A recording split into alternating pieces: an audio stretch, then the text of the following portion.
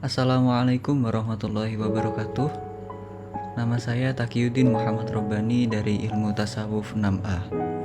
Pada kesempatan kali ini saya akan menjelaskan terkait dengan ragam metode serta output penelitian filologi, yang mana video ini dibuat dalam rangka memenuhi tugas pada mata kuliah kodikologi di program studi ilmu tasawuf Fakultas Usuluddin UIN Syarif Hidayatullah Jakarta yang diampu oleh Bapak Muhammad Nida Fadlan M.Hum. Ketika berbicara mengenai metodologi, maka yang terbayang dalam benak kita adalah jalan fikir atau upaya akal untuk dapat memahami suatu hal. Metode layaknya sebuah jalan yang kita tempuh untuk mencapai tujuan. Maka, kita haruslah menempuh salah satu jalan agar dapat sampai pada tujuan. Oleh karena itu, seorang peneliti harus melewati suatu metodologi untuk dapat menghasilkan output penelitian yang baik. Dalam konteks ini, yakni penelitian filologi, ada beberapa metodologi yang dapat digunakan oleh peneliti. Perlu diingat kembali bahwa filologi merupakan ilmu yang muncul dikarenakan terjadinya penyalinan suatu naskah yang banyak. Sehingga dalam praktiknya, penyalinan tangan memiliki banyak kekurangan. Misalnya mengalami physical damage ataupun faktor tangan ceroboh, di mana penulisan oleh penyalin tanpa disertai pemahaman atas teksnya. Banyak diketahui bahwa pada zaman dahulu, penyalinan naskah banyak dilakukan oleh budak, yang mana budak tersebut tidak mengerti apa yang ditulisnya. Atau dapat juga berupa penambahan tulisan untuk kepentingan pribadi penyalin. Maka originalitas naskah akan sangat dipertanyakan dan memerlukan tahapan kritik teks dalam prosesnya. Dalam hal ini, kesalahan merupakan suatu keniscayaan bagi manusia dan tak menutup kemungkinan ditemukannya error dalam proses penyalinan naskah. Entah itu disengaja maupun tidak, error tersebut diantaranya seperti haplografi, yakni hilangnya beberapa kata atau huruf dalam suatu kalimat, atau diktografi, yakni pengulangan satu kata atau lebih yang tak seharusnya terjadi. Oleh karena itu, dalam istilah filologi terdapat 3 tingkatan dari teks. Yang pertama yakni autograf, yang merupakan teks yang awal mula ditulis pengarang, yakni teks orisinil hasil tulisan tangan sang pengarang. Yang kedua yaitu adalah teks arketip, yakni teks imajiner.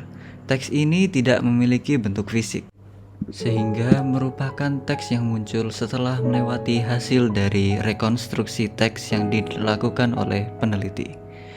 Lalu yang ketiga yakni hyparchetypes, yaitu merupakan teks salinan yang ada di tangan seseorang, dan teks ini yang paling sering dijumpai pada kehidupan. Sederhananya, ketika kita menemukan beberapa naskah, maka bisa dikatakan bahwa naskah-naskah yang kita temukan merupakan naskah hyparchetyp. Barulah kemudian ketika kita temukan kesamaan satu naskah dengan yang lainnya, maka dapat dikatakan naskah hyparchetyp yang memiliki kemiripan berasal dari satu naskah yang sama, yakni naskah arketip, yaitu naskah imajiner. Begitu pula dengan naskah lain yang ditemukan kesamaan di dalamnya, maka dapat dikatakan naskah yang memiliki kesamaan lain tersebut berasal dari satu naskah arketip lainnya. Kemudian perlu diingat tugas filolog, yaitu merekonstruksi teks agar teks yang disajikan adalah teks yang benar-benar mirip dengan aslinya. Sehingga kritik teks menjadi sangat penting. Bahkan dapat dikatakan juga bahwa filologi merupakan ilmu kritik teks. Kritik dalam konteks ini bukan memiliki maksud yang negatif, namun memberikan apresiasi terhadap keilmuan yang terkandung dalam naskah.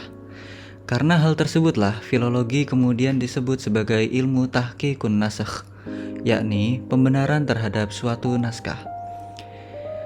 Dari situlah kemudian menghasilkan teks yang siap baca, atau disebut juga dengan edisi teks atau suntingan teks. Hal inilah yang merupakan output daripada penelitian filologi. Untuk dapat menghasilkan output yang baik dalam penelitian filologi, seorang peneliti haruslah mengingat prinsip filologi, yang mana menjembatani masa lalu dan masa kini dengan menghadirkan teks yang bersih. Menghadirkan teks seolah-olah kita menerimanya langsung dari penulisnya, dan membawa atmosfer pada saat penulisan tersebut. Dalam perkembangannya, tugas filolog tak berhenti di sana, namun juga melakukan interpretasi teks dengan bidang keilmuan yang terdapat dalam teks tersebut, dan juga melakukan kontekstualisasi isi teks dengan kehidupan. Sehingga dalam hal ini kita dapat memahami bagaimana filologi dapat mempertahankan sebuah keilmuan sekaligus mengembangkan keilmuan tersebut. Dalam prosesnya, penelitian filologi memiliki 5 metode.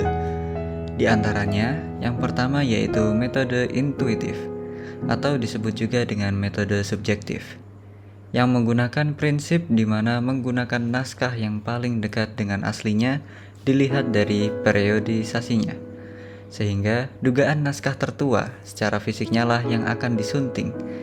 Metode ini marak digunakan hingga abad ke-19.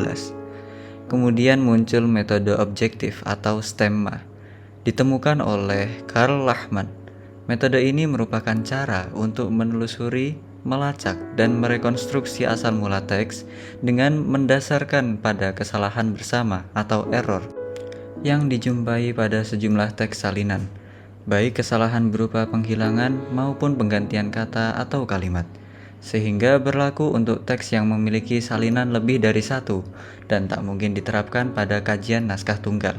Error menjadi kunci dalam pengelompokan dan penghubungan satu naskah dengan naskah yang lain, di mana naskah hiperketip yang memiliki kesalahan tekstual yang sama akan diletakkan sebagai teks yang berasal dari satu induk yang sama namun imajiner, yaitu arketip. Adapun penerapan metode stemma dimulai dengan resensio, yaitu mencari bentuk asal teks yang awal, lalu dilanjut dengan examination, yakni mengkoreksi kembali apakah ada kesalahan dalam teks yang terdapat dalam pohon silsilah yang terbentuk. Selanjutnya metode gabungan. Metode ini dilakukan jika tiap teks dinilai sama oleh peneliti, maka semua naskah yang dilibatkan merupakan basis suntingan teks, sehingga yang dipilih sebagai naskah suntingan oleh peneliti adalah naskah yang mayoritas digunakan. Namun ketika peneliti memilih salah satu dari naskah, maka seorang peneliti harus dengan konsisten melihat mayoritas naskah tersebut sebagai landasan penyuntingan teks.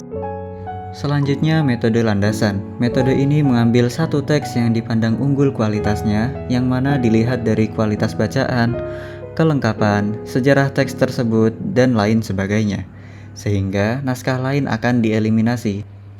Namun jika naskah utama terdapat cacat dan mendapatkan penyempurnaan dari naskah lain, maka naskah lain berperan sebagai naskah saksi.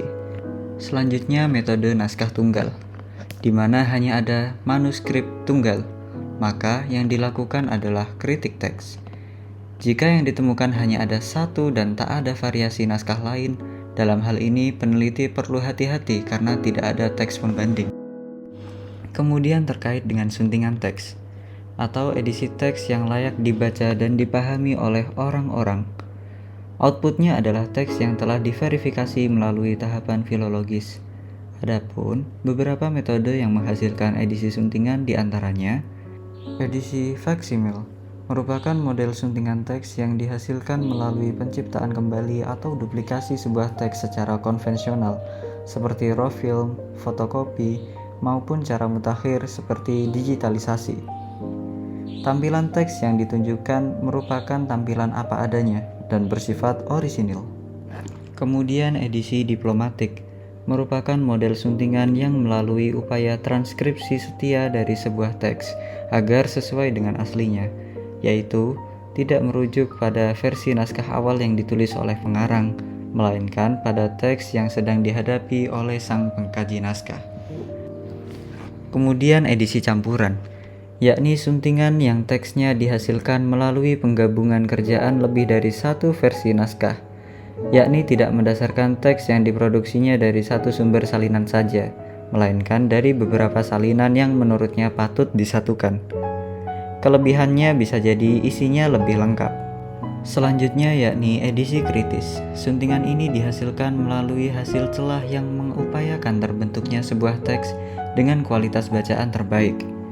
Penyunting melakukan campur tangan, baik Perbaikan, pengurangan, penambahan, atau penggantian kata sejauh dapat dipertanggungjawabkan. Tentunya menggunakan kaidah-kaidah bahasa yang mutlak diyakini kebenarannya. Namun perlu diingat, dalam penyusunan suntingan teks, seluruh catatan, komentar, dan perbaikan penyusun suntingan akan disusun dalam sebuah aparatus kritik. Baik, sekian yang dapat saya sampaikan, kurang lebihnya saya mohon maaf. Wallahul muwaffiq ila aqwamit thoriq. Wassalamualaikum warahmatullahi wabarakatuh.